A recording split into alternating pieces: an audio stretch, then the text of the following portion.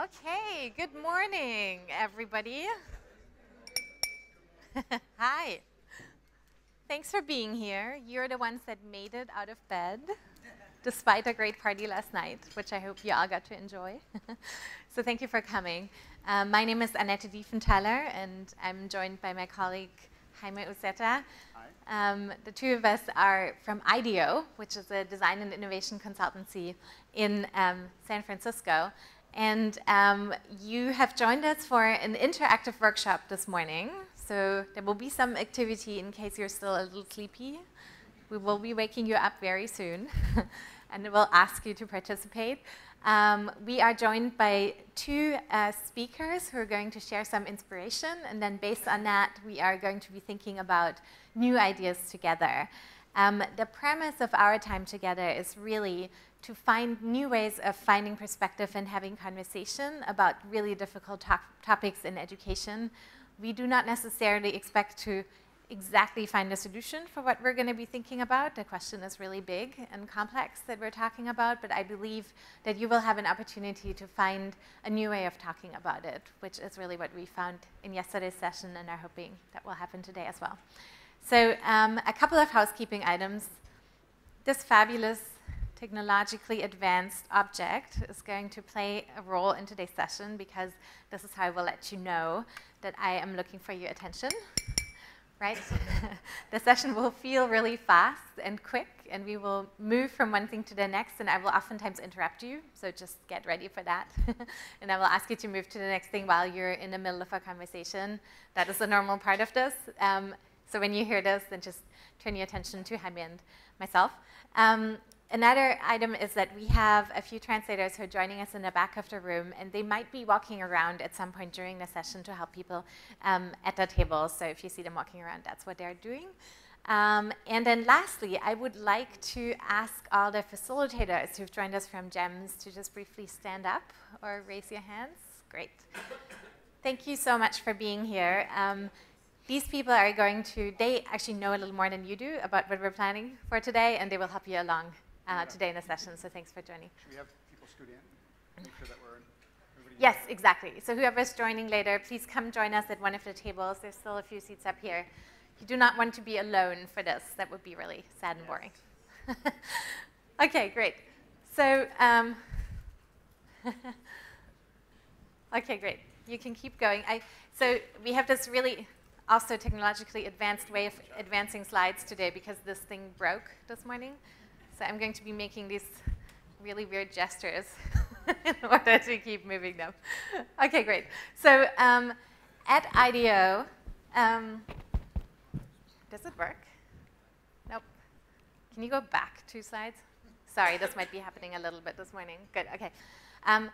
So as a design firm, we get asked a lot of really big questions. The question we're looking at here today is how can we create 1 billion new jobs in the next decade? Huge question, right? We get asked similar questions like that at IDEO, which look, for example, like how can we create an affordable, scalable, and excellent school model for Peru's middle class? Or how can we rethink what education should look like in the states of Connecticut? We get asked things like how can we imagine an alumni network that gets students involved in supporting education equity? Or how can we improve literacy for every child in Brazil? Those are just a few of the recent challenges we've worked on. And you can imagine every single one of them is relatively daunting as you begin with it.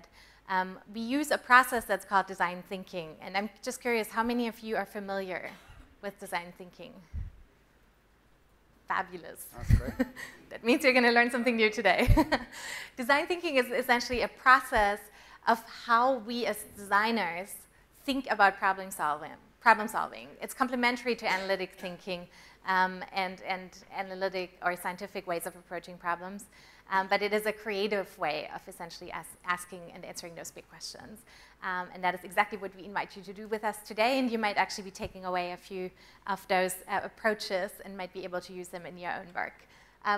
We oftentimes illustrate design thinking in a way how this diagram does it, in saying design thinking takes into account 3 different perspectives. One of them being, of course, is it feasible? Can we make this? right? That's something that oftentimes our clients actually know really well, what they can do and cannot do. Is it viable? Does it make business sense? Crunching the numbers is very important. But the perspective that we often take as a starting point is people. Will people actually like what we're designing for them? And I know all of you have been confronted with design solutions that did not ask that question, which is the ones when you're sort of like, well, whoever in the world thought that this was a good idea, right? That is not so human-centered design. So we're going to try and start thinking about a question as big as the one of creating 1 billion new jobs from a human-centered perspective, starting with people, okay? So with that in mind, 3 ground rules for you, 3 ground rules of how to be a design thinker. Can we just advance?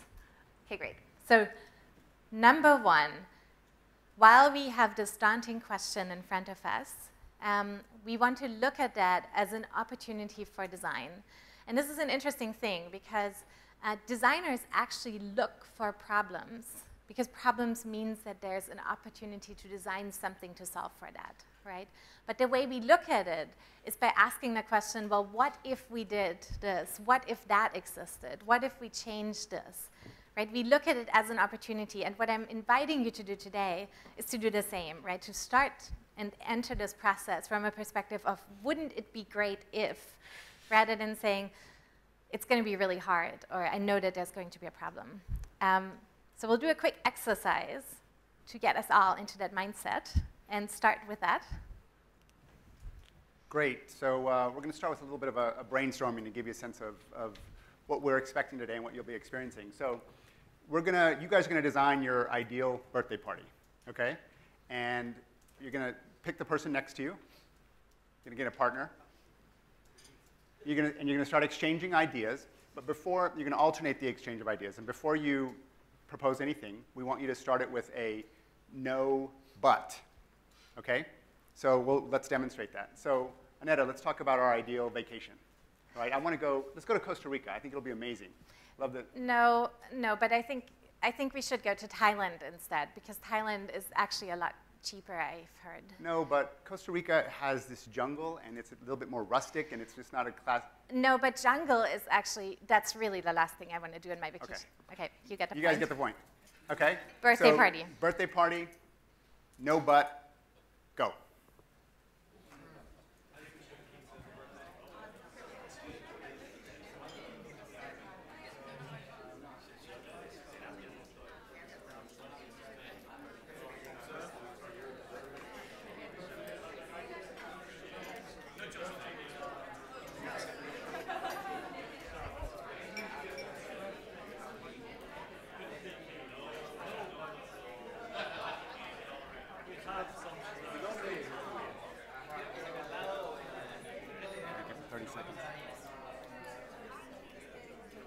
Okay.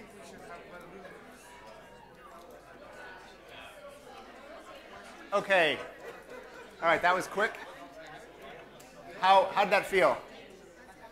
Horrible. Horrible. How far'd you get? Oh my goodness, we couldn't get past cotton candy. Okay. Let's try the same exercise. Let's do with, but do the same thing, still talking about your birthday party, but instead of starting everything with a no but, we're going to start everything with a yes and. So every suggestion you have, okay? Go.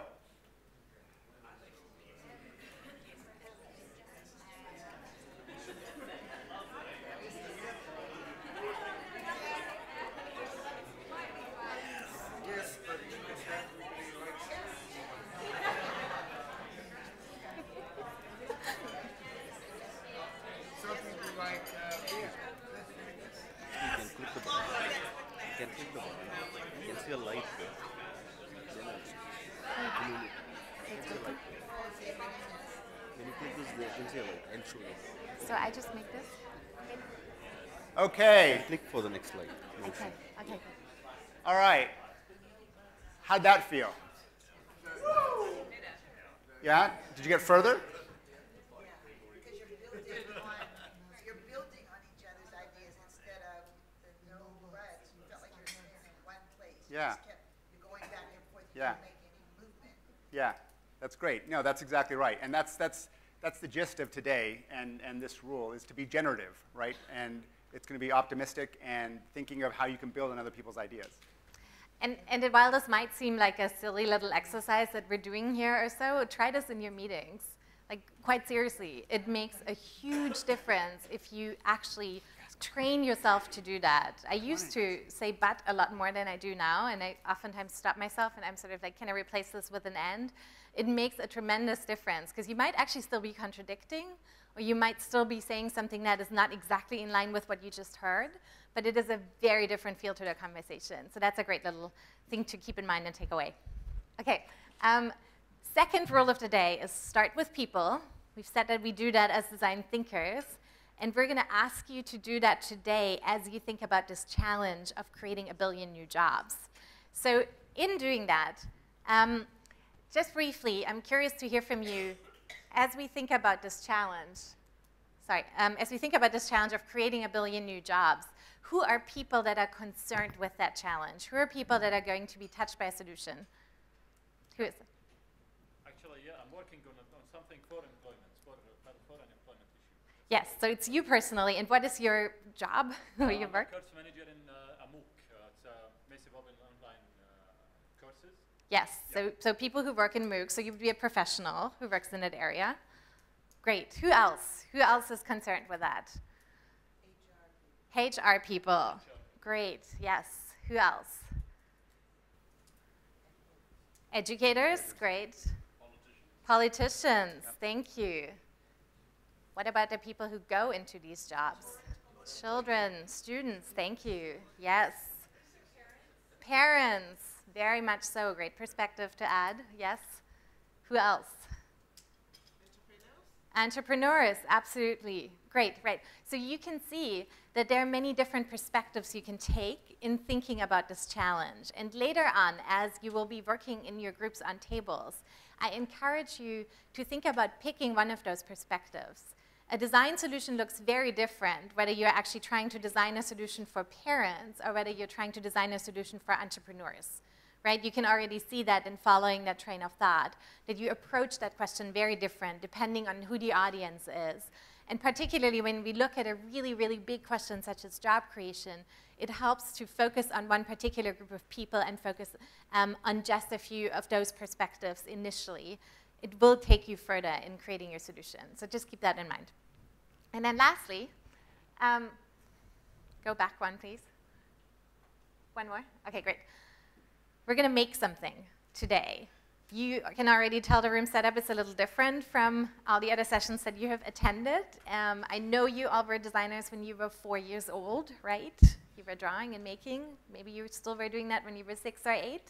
And we're going to tap into that potential again today.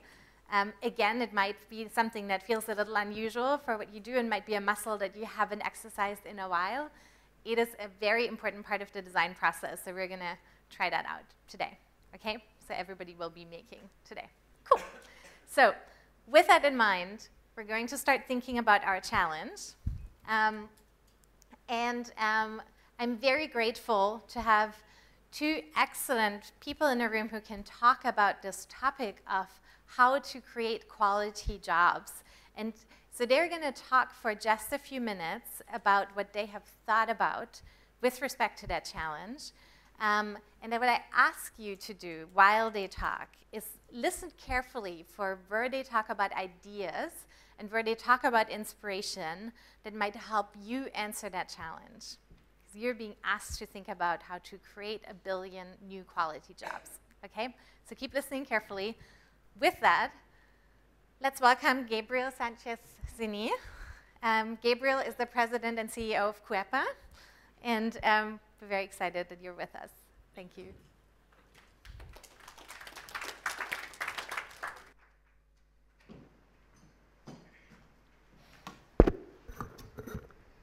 Thank you, Annette. Thank you, Jaime. Thank you, all of you, for being here. I'm going to talk between 3 and 5 minutes about how I think we can create 1 billion jobs. I think that technology disrupted all industries and all sectors of the economy, as you probably realize in your everyday lives. But there are 3 sectors that are very important in any national GDP and has a strong social impact that have not been disrupted by technologies yet. Those are, I think, health, education, and government in general. I think that to create 1 billion good quality jobs, we should unleash technologies in these 3 sectors. We should allow more entrepreneurs to get involved. We should allow new players to get involved. How can we make this happen? What can trigger this change? A combination of several factors. We were talking about that recently. Political leadership, social demands, people demanding change in this sector, demanding more quality, demanding lower cost, and business leaders, entrepreneurs, people like us that are trying to not only get involved in these sectors, but also trying to generate better quality in health, in education, and government services in general. What can we do to make this happen? We need to change policies. I think we need to deregulate a lot of these sectors to let other players, other entrepreneurs get involved. We need to focus much more on evaluation. These are sectors that are very focused on the entry-level side, who gets involved, who provides what, but there's not much focus on evaluation. And I think that this evaluation has to be, in many cases, top-down, but in many cases, peer-to-peer evaluation. We don't see much in any of these 3 sectors in our economies. Thank you very much. Thank you so much, Gabriel. So our second speaker is Luping Zhu, who is joining us from Tsinghua University in China. He also has been working in this area for quite a while and can provide you with an interesting perspective. Okay, thank you, Annette. Thank you for being with us this morning. Given the time we have, I will try to be as brief and as open as possible. So what we are facing today as a challenge, I would like to mention 3 of many of them. So first thing is,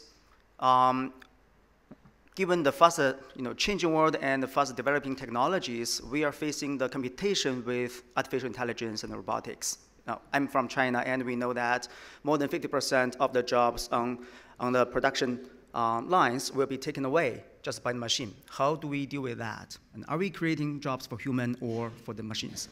Secondly is that how do we predict even the needs in the future markets of jobs? Are we planning something for billions of people, and then eventually we put our resources and policies and our educational reform into the wrong direction so that 10 years later it's totally useless? It's a big waste and big risk that we cannot afford. And the third thing is that how do we guarantee that the jobs we are creating are good ones, are satisfying those who are going to take it as their career in the last tens of years? So all these questions are the ones I'm facing every day as a professor in university, because I'm training students. They're always coming to us. What do I do after my university life? And I think if you time it with a billion, it's a big challenge. And it's a very challenging one. I don't want to go direct into the solution, but I want to twist a little bit the question itself. So what if we don't ask how to create a billion new jobs, but to ask why should we create a billion new jobs, and who should be the ones creating them? And the answer is much easier, which is I think it will be those, our next generations themselves should create the jobs for themselves. And they should create jobs that they feel comfortable with, they feel being as achievement, and they want to continue to work on that. And they need to find a way to do that. Who are the ones creating jobs for themselves? The answer is entrepreneur. And that's my very simple proposal, and I want to hear feedback from you. How do we change our education system, or even reinventing the system into a place that our next generation will be trained as entrepreneur, create jobs for themselves, but for the others as well? Thank you. Thank you so much. Okay, so you got 2 really interesting trains of thought here, right, from our 2 speakers. One is what Gabriel was talking about, to essentially think about sectors that have not yet been disrupted by technology as much as others have, right? Healthcare, government, and education. and really thinking about how, while on the one hand we know that we want to preserve that same level of quality, actually probably improve the level of quality very needed in those sectors than where it is today, how can we actually open that up and create new perspectives in there by allowing in technology, right? And deregulation is one of the ways of doing that that Gabriel is suggesting. Now, how do we do that, right? How do we actually incentivize that type of deregulation? Who are the people who are behind that and who are regulating that today, and why? That could be a really interesting topic that you could think about at your tables, right? So that is one area of thought that you could consider today. And I think this table over there is really lucky to have Gabriel. For those of you who came in late, you might want to consider joining one of our tables, because you will otherwise be left alone. And then what Luping was talking about is really to think about, well, we actually don't know what jobs are going to be like that we're educating for, right? It's this really prevalent question in education right now. How can we educate for a world that is changing so fast that the jobs do not exist yet, that the kids that are in school now will actually enter? And his proposal being, how can we essentially educate kids to create those jobs themselves and to think of themselves in a much more entrepreneurial way? How do we actually tactically do that? How do we prepare students to absorb that type of knowledge? How do we prepare educators to do that, right? How do we truly invite people to be part of that and have employers be part of that conversation as well, right? They will be the recipients of those students, even if they have such an entrepreneurial spirit. Not all of them might be starting their own businesses, right? How do we keep that entrepreneurial spirit alive even in larger corporations? So two really interesting trains of thoughts. What Jaime is doing at the moment is he's handing out a number of questions that we have come up with related to those two topics. What I invite you to do on each of your tables is that you pick two of those questions, either from the ones that we have given you, or that you have a discussion on your table of something else that stuck with you based on the two perspectives you just heard that you want to brainstorm around. So think about it as a topic that to you feels like this would be really interesting for us to solve for. I would love to think about blank, right? I would love to think about how we can teach, how we can train teachers, how we can work with politicians. Insert the person in that conversation and think about a topic. You have a couple minutes to choose that.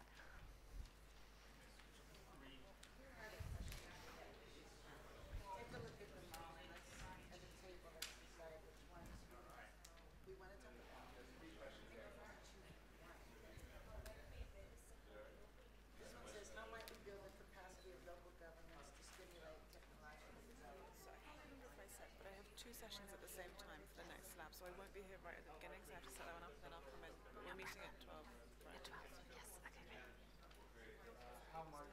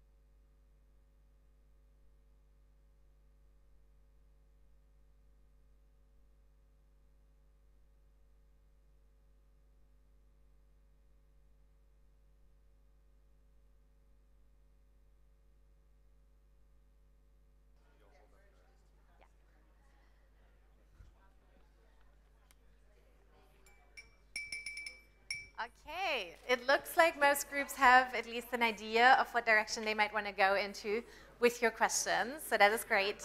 You can still take another minute to decide. Before we dive in, yes, I asked you to pick two questions. You're going to just begin brainstorming around one, and then if you want to, you can transfer into the second one as well. I'm just wanting to give you options. But before we do that, there's another thing that we do want to give you to potentially use in your future, which is the rules of brainstorming. So at IDEO, we're a pretty creative bunch, and a lot of the things that we do are actually governed more by permission and not necessarily asking for that permission in the first place, but asking for forgiveness after we've done something. But that's not true for brainstorming. Even though that's probably one of the most creative spaces that we move into, we have very deliberate rules that we go by, and that essentially modify the behavior that people have in our company. And we found that that's really useful for many of our clients, so we're going to share those with you. Great, so the first rule of brainstorming is to defer judgment, right? We're all very good critics, clearly. But in this case, with brainstorming, there's no hierarchy whatsoever. The idea is to just let it flow, get as many ideas as you possibly can, as quickly as you can. The second one is to encourage wild ideas. So some of the best ideas come from the wildest ideas. So no matter how crazy it sounds, again, this is part of the deferring judgment, you should put it out there. Many times your wild ideas represent what you really, really want or think is the best thing without any consideration for constraints, and that's excellent for brainstorming. Third one is building on the ideas of others. Now, you guys should be experts at that after the no but, yes and exercise, right? So build on the ideas of others. Stay focused on the topic. So brainstorming process is a fast-moving process. It's very exciting, and you should keep it moving.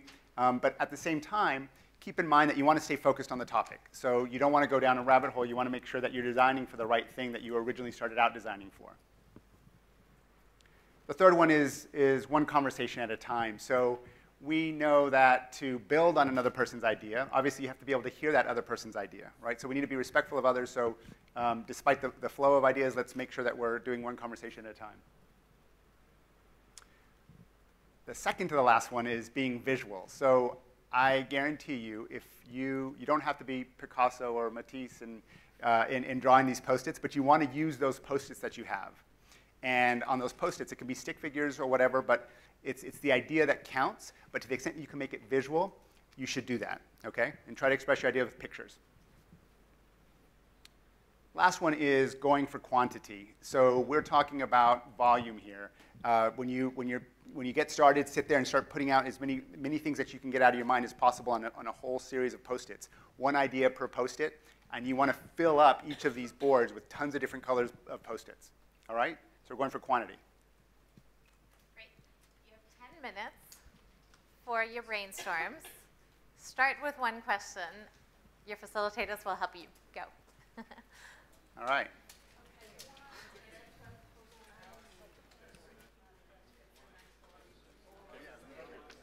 Oh, great, yeah. Thank you.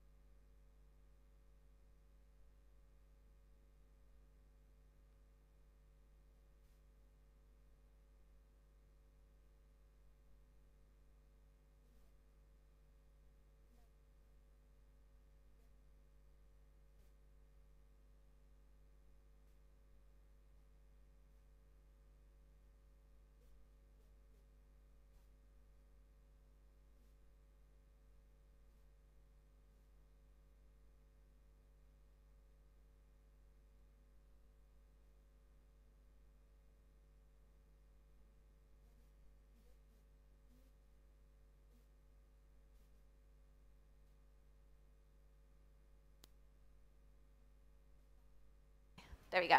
Okay. So what we're going to do next, really briefly, is building prototypes. We use this expression of building prototypes a lot in the design process. And what that means is that we essentially make things real in order to envision what it could look like. Just to give you a very tangible example of that, this was a medical project that we worked on at IDEO, and the surgeons that we were designing the surgical instrument that you see on the right, beforehand it looked more kind of like this, remote control. It was actually very difficult to operate. And surgeons were trying to describe what it should look like, and they were sort of like, well, you know, it's this thing that you have in your hand, and then one of the engineers ran out and built what you see on the left here, which is a film canister, a clothespin, and a marker, and was like, is that what you're talking about? And essentially, it evolved into this product. Now, it's not always quite that literal, right, in how prototypes work, but it truly helps making it real in being able to say, is that what you mean, right? And then you can say, oh, no, actually, that's not really quite what I was thinking about when I said that we should have job creation in the future through retraining people. I actually thought more it should be like this, right? So you can show each other what you mean. Now, I was walking around this thing in a little bit about what you were discussing, and there are many different ways of doing prototyping and making things real, and it is not just three-dimensional. It can actually work quite nicely if you start using yourself as in a role-play exercise and saying, you know, what if I was the one looking for the job and you were the one offering the job, or if I was the one training myself into that, what would I be thinking about? That can be incredibly helpful to do. So you might consider that diagrams can be super helpful to start with that, right? And just saying, so I was envisioning, we had a conversation here about work and study happening at the same time, so then you just start visualizing that and then start thinking about a timeline that comes with it and moments that happen in it, and all of a sudden it's a lot more real than just saying work and study happens at the same time, right? You could think about storyboards. So pick a person that experiences what you have been talking about. So say Mark is 23 years old, he has graduated from college. What he's experiencing now is he's looking for a job. However, the landscape has changed. Just talk through what that experience would be like. Again, can truly help envision the details of it. And one thing I thought about specifically with some of your ideas is that you might think about scripting it as a blog post, newspaper article, Facebook post, something like that. So think about what makes sense in your scenario and how you could envision it. I was thinking this group, you back there were talking about something that's quite future facing. So you might actually think about, I think it could be interesting to build a scenario, sort of like in 2032 this happens, right? Just describe what that future looks like. That's also really fun because you can think about what that actually really looks like. And just with a few other groups, I was thinking that writing a blog post from the future could also be a really helpful way for you to imagine it. So pick any of those ways of making it real. You have about 12 minutes to do that. Get as detailed as you possibly can about your idea. You don't need to solve for all the intricate details, but try and create a story that truly communicates it to the rest of the group what you were thinking about, okay?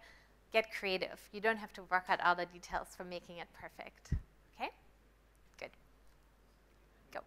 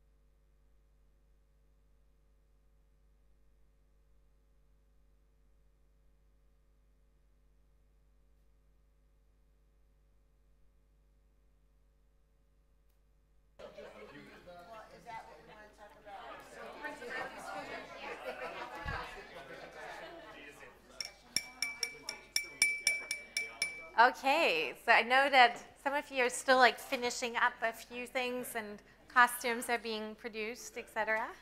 But I do want to move us forward to share back. It's really interesting, again, how the discussions have been very different at each of the table.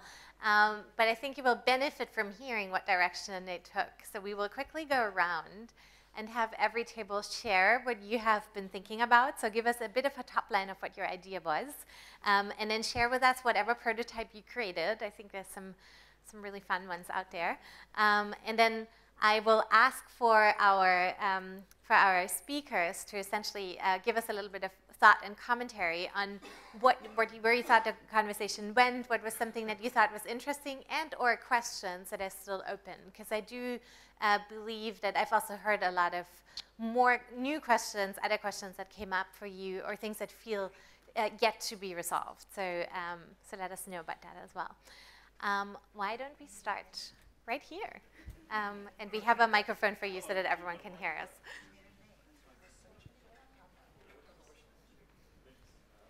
Hello. The thing that we are looking at is how we might help school leavers envision educational pathways for jobs that don't yet exist, which is an issue because if we don't know what the job is, how the heck we're going to plan for it. The idea that our table had was a kind of compulsory service for CEOs of large corporations that they would have to actually go and spend a month as a principal of a school. So here we've got our principal. We're calling him Sunny Varkey. He's actually doing his thing. We're going to say he's going to do it for a month because no organization can afford to take their leader for longer than that month. And what he's going to bring to the schools is energetic, creative, open-minded, forward-thinking. And he's going to have two jobs, the two arrows down here. The one is towards the teachers. And there he's going to be able to share with the teachers what skills are going to be needed in the future, the skills that are currently there. So every month there's a new guy coming in, so the latest skills are coming through. He's also going to share with the students the jobs that are there, and more importantly, explain to them the fun at work, that these jobs are exciting, that they need to get them done. And he's also going to be able to bring through exactly what his organization is going to need in the future, which is a way of actually envisaging jobs that don't exist at the same time. And this is a Twitter feed, which is his first week as a principal at Central High. Eye-opening, lifelong learning, what we need, so many opportunities, hands-on projects, building bridges, and again, what we need. Hashtag. Sorry, hashtag all the way through. Thank you. Gabriel, I'm curious, what are questions that you would have about this principal's roles or how we actually build people like him? I think it's a brilliant idea how to create this public-private partnership. At the end of the day, we don't have much conversation between the private and the public sector in education, and I think it's a way. The question I have is, why 1 month? Why and why the CEO? Why not the head of human resources for a longer time? Do you think that 1 month is enough for teachers and students to learn that? Mm-hmm. Is that something that was part of your conversation, or is that something that maybe it's just part of the representation of the idea? Okay, it was part of the conversation over here. We felt that the CEO had the broadest vision of the company and exactly what it's going to be doing. And the idea of changing the principle of a school just keeps it fresh, keeps new ideas there. And then there's something else I didn't mention is that the opportunity then of actually bringing people into the company and actually getting practical hands-on experience. Mm-hmm.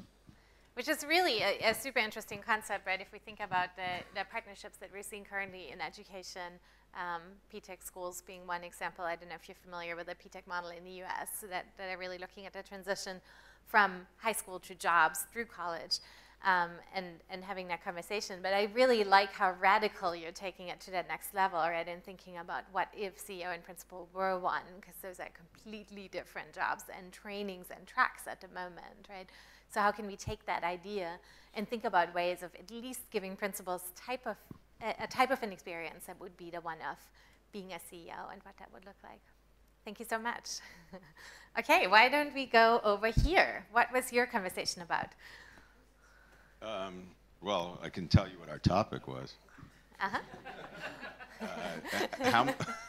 How how might we identify job opportunities for people that are complementary to artificial intelligence and robots? So first, the wording of that was very interesting, which led us, one, to thinking of a world where it's robot at the center, as opposed to student or teacher or learner.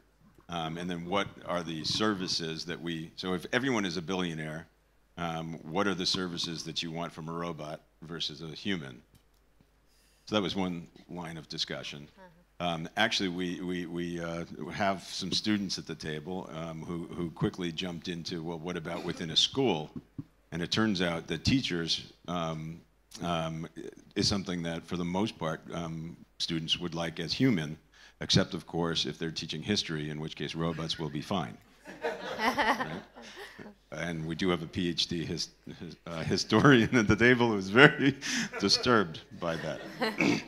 And then we tried to create a framework in general, which was a kind of a value chain of a human-robot continuum, where if at the top, and again, this is just talking about life. This might be more than 10 years, by the way, but if all humans are billionaires sitting around, on the beach, new problems or desires might arise. And here's our continuum, and I'll tell you where the line is. So we're still in the human domain. Humans are defining problems and desires, which turn into inspirations, possibilities, decisions about the possibilities. Then there's planning and designing. So we kind of feel that's where humans end.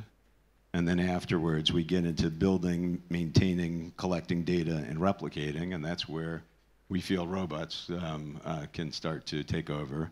But then humans, again, need to be in the control, evaluation, and interpretation, which then feed back into the problems or desires. So when we start to think about what are the types of skills that we might want to train in education, it would be those from desires, inspiration, possibilities, decisions, planning, designing, control, evaluation, and interpretation. So there you have it. That's what we're contemplating over here. Thank you so much. Luping, I'm curious, what that makes you think of? Oh yeah, I think it's a really exciting presentation, and I think the idea is brilliant, and especially you have young kids. I think they have your own focus group. Yeah, and one thing I want to ask for, and probably already discussed, which is the ethics issue here. So because computers and artificial intelligence, we assume that they have this ethically neutral basis, but what do you think of it? Is that going to be a problem, and how can human playing a kind of a positive role here to make it a more kind of a harmony instead of being in trouble? We already see this in the sci-fi kind of movies, and what is the future on that? On ethical. Ethics of the computers.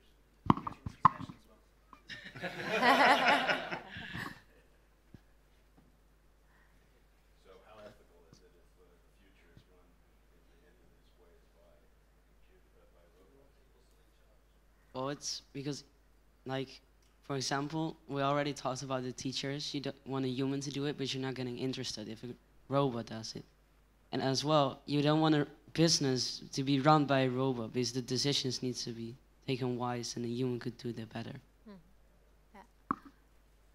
So robots can't have a conscience. It kind of like does what is the best possible thing to do. So like if there was like people on a train and it was gonna crash, but it had to make a decision, killing like 2 people or killing 4 people, a human would think a bit more before it actually does it, while a robot would just automatically do it because it will save more lives. So like there was a movie, yes, where 2 people were dying. One was a kid and one was a adult. Yeah, and the robot thought of getting the kid first. Getting the adult first because the adult had more chance of surviving. So, but a human would always go for the kid first because it's more ethical for humans, because humans have a conscience. But eventually, maybe robots will also have a conscience. So yes. Thank you so much. See? Ask our students. They know best. Thank you so much. Okay, why don't we go over here? Are you ready? Yeah, but nobody wants to. Nobody wants to talk. You go, Leslie. I gotta find our question again. I believe it was what are some new ways that we could create or find the skills to create I don't know where the page is. There you go. Yeah, in 15 minutes. It's not there. Minutes, at 10:15. Yeah. 10:30.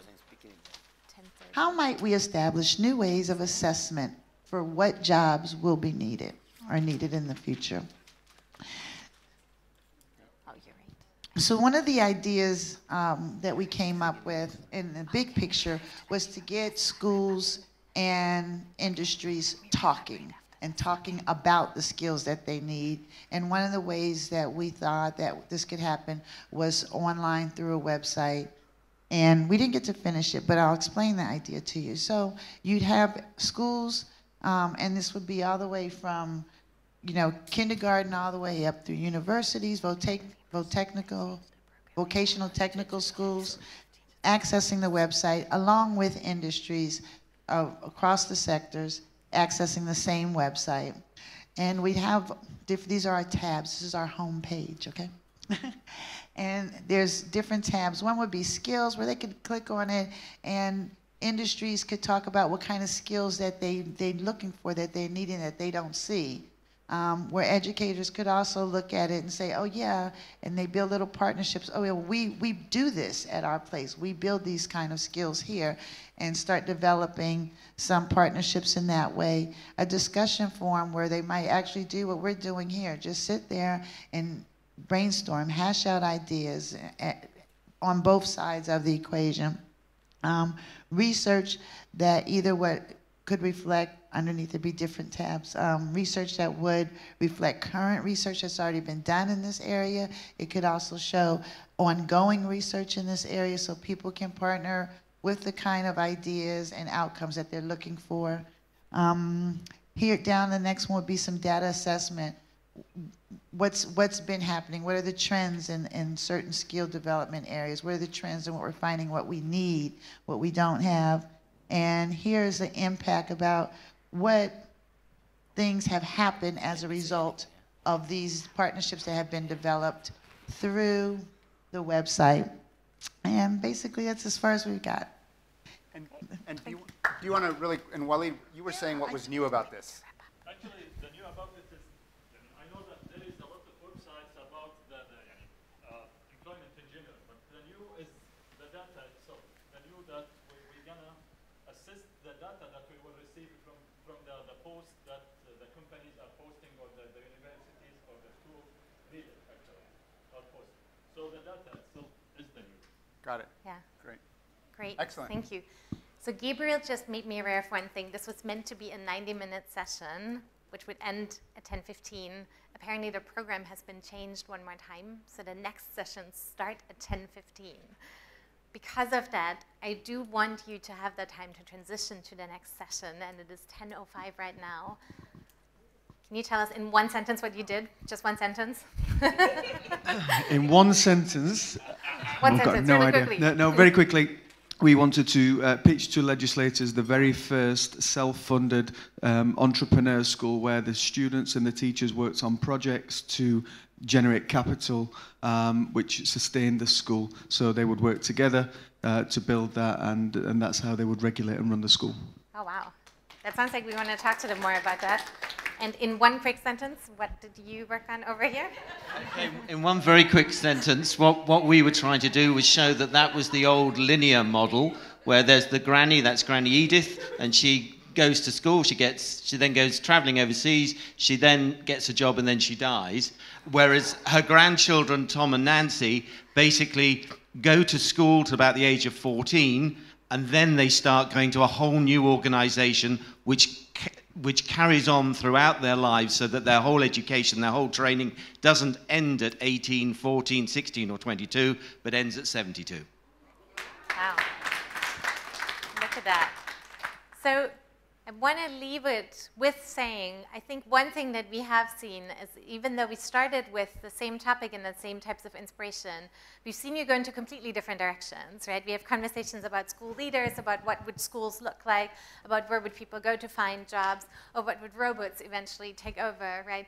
And one thing that essentially oftentimes helps with big challenges like that is looking at them from so many different perspectives. So I hope from your conversations at your tables, as well as listening to the other groups, you're taking away something new about this topic, or possibly a new perspective of looking at it. If you do have any questions, we will be here, both now and then also after the next session. So feel free to grab us and reach out. Other than that, I want to thank our speakers, Gabriel and Luping. Thank you so much for being here, and thanks to our facilitators as well.